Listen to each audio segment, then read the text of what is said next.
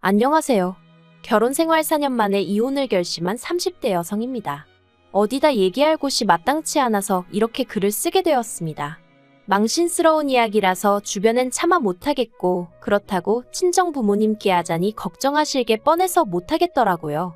하지만 그저 끙끙 혼자 앓자니 이러다간 정신이 어떻게 돼버릴 것 같아서요. 정말이지 결혼 전에는 이런 사람일 줄은 생각도 못했는데 도대체 어디서부터 꼬여버린 건지 모르겠어요. 남편하고는 가게 사장하고 아르바이트생으로 만났습니다. 어디서부터 이야기를 해야 하나 싶은데 제가 대학을 안 나왔어요. 그게 제가 못난 탓도 있었겠지만 일단 저희 부모님이 저를 뒷바라지해 주실 만한 여력이 없으셨거든요. 게다가 지금은 돌아가셨지만 몇 년 전까지 할머니가 살아계셨는데 여기저기 많이 아프셨어요. 그런데 저희 부모님이 그런 할머니를 외면하지 못하셔서 병원비로도 돈이 많이 나갔죠. 아무튼 그래서 솔직히 제가 공부에 얼마나 열정이 있었다면 모르겠지만 딱히 그런 것도 아니었고, 그렇다 보니 무턱대고 남들이 다 가니 나도 보내달라며 대학 가겠다는 고집을 부리지 못했습니다. 자포자기를 했달까요? 그런데 그러고 나니까 점점 시간이 갈수록 학벌에 대한 컴플렉스도 느껴지고, 그러다 보니 한 곳에 정착을 못하고 어디 사무실 같은 데로 출퇴근도 하다가 또 관두고 아르바이트도 하다가 그렇게 철새처럼 여기저기 옮겨다니게 되대요. 그러다 한 번은 주점에서 아르바이트를 하게 되었는데 남편이 거기 사장이었던 거고요. 남편은 저보다 10살이 많았는데 그래서 그런가 대화를 나눠보면 생각이 깊은 것도 같았고, 또 저에게 이래라 저래라 지금 생각해보면 쓸데없는 잔소리였는데 그게 그때는 얼마나 피가 되고 살이 되는 조언처럼 들리던지 말해요. 아무튼 그래서 그런 남편에게 저는 조금씩 호감을 갖게 되었고, 남편은 그런 제 마음을 눈치챘던 건진 모르겠지만 남편도 남편대로 저한테 무척 잘해주었답니다. 그래서 남편이 저에게 제대로 사귀자 한 적은 없었지만 조금씩 사이가 가까워져 이내 연인처럼 되었고 2년 만에 결혼까지 하게 되었죠. 신혼집은 방 2개에 반지하였는데 저는 솔직히 그것만으로도 고마웠어요. 그래도 남편 말로는 그 집이 1억이 넘는 집이라고 했는데 저는 들고 간 돈이 2천밖에 안 되었거든요. 남편이 요새는 다 반반 결혼하는데 그래도 자기나 되니까 이 정도 해오는 거라대요. 지금 생각해보면 그것도 어이가 없죠. 10살이나 많으니 솔직히 당연한 거 아니었나 싶기도 하거든요. 그런데 그때는 그냥 제가 여러 가지로 사는 게 힘들었던 모양이에요. 그래서 남편이 좀 유세를 부리고 생색을 내도 그러려니 했고, 그저 하루빨리 제 가정을 꾸려 심적으로 여유 있는 삶을 찾고 싶었죠. 그래서 제 나름대로 어떻게든 좋은 점만 보고 좋은 쪽으로만 생각하려고 했던 것 같기도 해요. 그런데 결혼한 지 1년 만에 아이를 갖고 아이가 태어날 때쯤 되니까 더는 여기서 못 살겠다 싶대요. 저나 남편이야 어른이니까 그럭저럭 적응하고 살았다 치지만 애가 앞으로 여길 기어다니며 지낼 거라 생각하니 눈앞이 깜깜했거든요. 그래서 남편에게 이사를 가자고 했어요. 그랬더니 남편이 저더러 어디 돈 맡겨놓은 거라도 있냐면서 쓸데없는 소리 하지 말라나요. 맞아요. 저희 남편은 이사 가고 싶은 생각이 아예 없었어요. 가게를 넓히면 넓혔지. 집에서 자기가 있으면 몇 시간이나 있는다고 이사를 가야 되냐? 왜 자기가 쓸데없이 돈을 써야 하냐. 애가 태어나고 나면 저랑 애는 하루 종일 집에만 있어야 하는데 그건 남편한테 알 바가 아닌가 보더라고요. 그래서 돈이 문제냐 그러면 내가 이 집 보증금 내에서 알아보겠다 하고 만삭의 몸으로 집을 알아보러 다니기 시작했습니다. 그래도 저희 남편 정말 눈 하나 깜짝 안 하대요. 그런데 사람이 정말 죽으라는 법은 없는지 그렇게 발품 팔기를 2주 예산하고 정말 꼭 맞아떨어지는 집 하나를 찾았어요. 비록 동남향이긴 했지만 그래도 살고 있던 반지하에 비하면 해도 잘 들고 집주인이 계획에 없던 이사를 하게 되면서 전세로 내놓은 집이라 그런가 집도 싹 고쳐져서 너무 깨끗하고 좋더라고요. 그래서 그 집으로 이사를 가자고 정말 남편에게 사정사정을 했습니다. 솔직히 거의 빌다시피 한 것 같아요. 당신은 아무것도 신경 쓰지 않아도 된다. 처음부터 끝까지 내가 다 하겠다 그렇게요. 그런데 계약 당일 부동산에서 남편이 어찌나 저를 망신을 줬는지 몰라요. 솔직히 지금도 제가 그때 뭘 얼마나 잘못했고 무슨 실수를 했던 건지 모르겠지만 남편이 집주인이랑 중개인이 있는데도 만삭인 저에게 얼마나 윽박지르던지 제가 그냥 무조건 미안하다고 남편에게 사과하고 남편을 달래고 그랬어요. 그런데 그 꼴이 얼마나 보기 그랬으면 오죽하면 집주인이 남편더러 아내가 무슨 죄라도 지었냐고 너무한 거 아니냐고 대놓고 한 소리 할 정도였다니까요. 그래도 오로지 태어날 아이를 좀 더 좋은 환경에서 키워보겠다는 욕심 하나로 제 자존심을 접었습니다. 하지만 이게 다가 아니었습니다. 결혼할 때만 하더라도 경제권을 저에게 넘겨주겠다던 남편은 식을 올리고 살림을 합치기가 무섭게 어쨌든 가게 장사도 해야 하고 이런저런 이유로 경제권은 못 넘겨줄 것 같다 하대요. 그런데 거기서 그치지 않고 남편이 덧붙이기를 어차피 저는 일이라고 해봤자 살림이나 하고 애나 보고 어쩌다 가게 나와서 일이나 돕는 게 전부 아니냐면서 그런데 무슨 돈이 필요하겠냐고.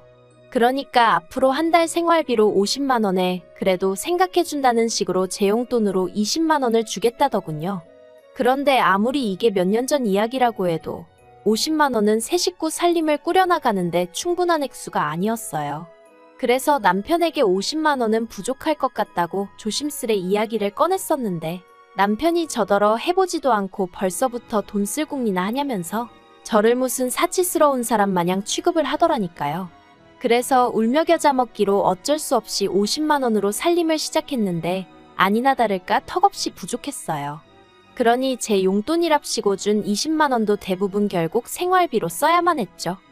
그리고 이런 생활이 계속되던 와중에 정말 우연히 고등학교 때 친구랑 마주쳤습니다.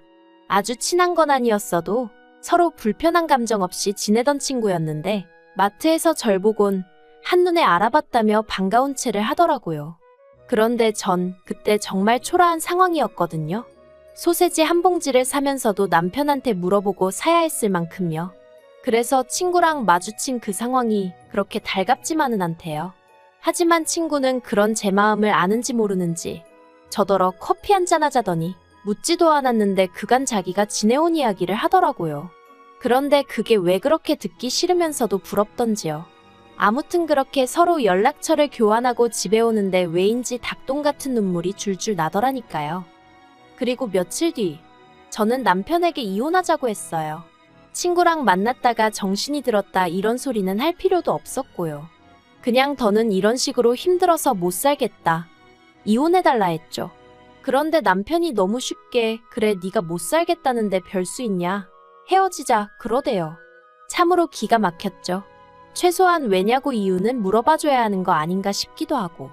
그런데 그게 다가 아니었습니다. 남편이 하는 말이 이혼을 하건 집을 나가건 그런 건 상관없는데 딸은 못 준대요. 딸은 자기가 키울 거라면서 저더러 네가 집이 있냐 직장이 있냐 가진 건 쥐뿔도 없는 주제에 애를 욕심을 내냐 네가 진짜 엄마 맞냐 막말을 퍼붓더라고요. 그런데 정말 속상했던 건 뭐 하나 제대로 반박할 수 없는 제 현실이었습니다. 저는 집도 없고 직장도 없고 남편 말대로 가진 건 쥐뿔도 없었으니까요. 그래서 결국 이혼 이야기는 유야무야 없던 게 되어버렸고 이후로 남편은 전보다 더 함부로 저를 대하기 시작했습니다. 그나마 몇 푼 주던 용돈인지 뭔지도 자기가 그걸 왜 줘야 하냐며 끊어버리더니 이후론 정말 제가 티셔츠 한 장, 머리끈 하나 사는 꼴을 못 보더라고요. 매일같이 자기는 가게에 나가서 죽어라 일만 하는데 저는 집에서 애재롱 떠는 거나 보는 주제에 이딴 걸 사나르고 싶냐며 어찌나 사람 기를 죽이던지 말해요. 정말 지금 생각해도 치사하고 서러운 날들이었죠. 그런데 그 무렵 그때 연락처를 주고받았던 친구에게 연락이 왔어요. 그리곤 친구가 헤어질 때 제 텅 빈 눈빛이 잊혀지지가 않더라며 혹시 자기가 뭐라도 도와줄 수 있으면 도와주고 싶다는데 너무 오랜만에 그런 이야기를 들어서 그런가 또다시 눈물이 왈칵 쏟아지대요. 그래서 제가 일자리가 필요하다고 했어요. 그랬더니 친구가 마침 잘 되었다며 저더러 자기 식당에 나와서 일 좀 도와줄 수 있겠냐는 거예요. 그래서 더는 묻지도 따지지도 않고 그러겠다 했죠. 그리고 바로 3일 뒤 출근을 시작했는데 알고 보니 친구가 운영하는 식당은 언론에도 몇 번이나 소개되었을 만큼 소문난 맛집이었습니다. 그리고 친구는 저에게 그냥 설거지나 재료 손질만 시키는 게 아니라 가게 운영 전반에 걸친 모든 걸 알려주려고 하더라고요. 그땐 그 이유를 몰랐지만 어쨌든 저는 모든 게 즐거웠어요. 남편 주점에서는 그렇게 몇 년을 일했는데도 걸핏하면 싫은 소리를 듣기가 일쑤였는데 친구네 식당은 달랐거든요. 한편 남편은 그렇게 툭하면 저더러 돈도 안 벌어오는 게 쥐뿔도 없는 게라며 무시를 해대놓고 막상 제가 친구 식당에서 돈을 벌어오니 그건 또 그거대로 마음에 안 든다는 식이 돼요. 애엄마가 돼서는 애는 안중에도 없고 돈 몇 푼 벌자고 그러고 다니는 게 정상이냐면서 말이죠.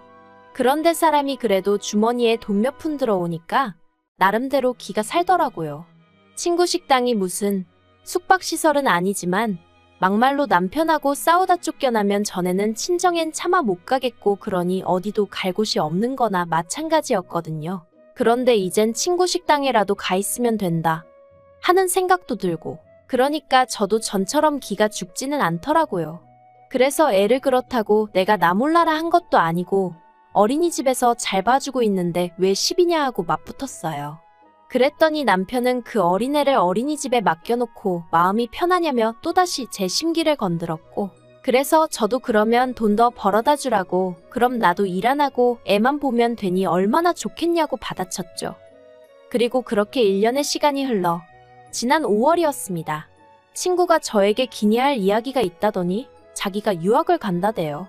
사람들이야 자기더러 성공했다 하지만 자긴 사실 프랑스에 가서 정식으로 요리를 배워보고 싶은 꿈이 있었다면서 그래도 돈 좀 벌어둔 덕분에 이제는 꿈을 쫓아볼까 한다더니 저더러 식당을 맡아달라는 게 아니겠어요. 생각지도 못한 제안에 정말 놀랐고 어째서인지 심장이 벌렁벌렁 뛰기 시작했습니다. 드디어 제 인생에서 저를 정말 진심으로 이해해주고 걱정해주는 친구를 찾았다는 사실이 얼마나 기뻤는데 그런 친구가 저 먼 곳으로 유학을 가겠다니 그것도 충격이었고 동시에 갑자기 저더러 이 식당을 맡으라 하니 걱정도 되면서 동시에 뭔가 제 가슴속에서 불꽃이 있는 듯 했달까요. 친구는 이 식당이 이래봬도 보증금도 많이 묶여있다면서 그 보증금은 자기한테 천천히 갚아줘야 한다고 그리고 월세도 이제 제 힘으로 장사해서 내야 하는 거라고 하더니 이거 공짜로 주는 거 아냐 너한테 강제로 넘기는 거야 하는데 솔직히 친구 속마음이 어떤 건지 눈치챘기에 저는 또다시 눈물을 흘릴 수밖에 없었네요. 그런데 한편 그 무렵 남편 가게는 하향세를 타고 있었어요. 솔직히 저랑 같이 일할 때도 장사가 얼마나 잘 되던 곳은 아니었는데 그래도 그때는 나름대로 흔치 않은 컨셉 덕분에 손님이 끊이진 않았거든요. 하지만 다른 곳들은 계속해서 변화를 추구하는 반면 남편은 그런 데는 관심이 없고 오로지 눈 가리고 아웅식으로 손님들한테 1, 2천 원이라도 더 받아대는데 혈안이 되어 있었으니 솔직히 안 망하고 버티고 있는 게 용하다 싶었는데 아니나 다를까 올해 들어서 하락세가 점점 더 심해지더니 권리금은 고사하고 폐업하는데도 돈이 드는데 그 돈이나 건지고 정리하겠나 싶을 정도로 고꾸라지대요. 그리고 저도 알고 보니 야가 빠진 구석이 있었나 봐요. 남편은 망해가는데 저는 사정이 나아진다 싶으니까 이번엔 결단코 이혼을 해야겠다는 생각이 들더라고요. 그래서 남편에게 다시 한번 이혼 이야기를 꺼냈습니다. 이번에도 남편 반응은 이전과 별반 다르지 않았어요. 식당에서 아르바이트 좀 한다고 그 돈으로 애 키우면서 먹고 살만할 것 같냐면서 이혼하려면 네 몸만 나가라 대신 애는 두고 가라. 또 그 소리를 하대요. 그래서 알겠다고 했습니다. 애는 당신이 잘 키워주라고 잘 부탁한다고 그리곤 보란듯이 남편 앞에서 주섬주섬 제 짐을 챙겼죠. 다만 몸만 나갈 생각은 없고 재산은 어쨌든 나도 일조한 부분이 있으니 법대로 따져보겠다 했어요. 막말로 외벌이라곤 해도 저도 집안이라고 애 키운 공이 있는데 누구 좋으라고 몸만 나가겠냐고요. 그런데 남편 입장에선 제가 갑자기 세게 나가니까 좀 놀랬던 모양인지 갑자기 무슨 이혼이냐면서 이혼이 애들 장난이냐 어쩌냐 헛소리를 하더니 절 붙잡더라고요. 참 아이러니하죠. 잡아주길 바랄 땐 쳐다도 안 보더니. 그리고 결국 저는 남편에게 이혼 소송을 걸었습니다. 사는 동안에도 여러 가지로 찌질한 모습만 보여주더니 이혼 하나라도 시원스레 좀 해주면 덧나냐니까 자기는 저 없인 못 산다는 헛소리를 해대며 놔주려고를 안 하더라고요.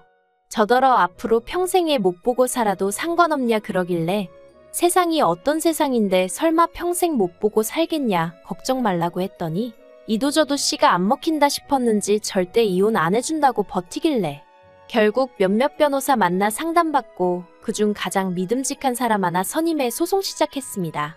지금도 생각해보면 친구를 그때 그렇게 마주치지 않았다면 제가 과연 이렇게까지 용기를 낼 수 있었을까 싶어요. 참고로 친구가 말하길 자기가 저에게 잘해줬던 건 제가 고등학교 때 자기에게 너무 잘해줘서 그랬다는데 솔직히 전잘 기억도 나질 않는데 아무튼 이래서 항상 주변 사람들에게 잘하고 살아야 하나 싶어요. 이번 일을 계기로 앞으로 더욱이 제 곁에 있어준 사람들에게 하나라도 더 베풀고 말 한마디 더 따뜻하게 해야겠다는 생각도 들고요. 이혼이란 게 사실 남편 말처럼 애들 장난도 아니고 이 일로 우리 애도 결국 상처를 받게 되겠지만 그래도 이번 기회로 저도 좀 더 당당한 제 자신을 되찾고 싶고 아이에게도 닮고 싶은 엄마가 되어주고 싶습니다. 시간은 좀 걸리겠지만 그래도 노력해보려고요.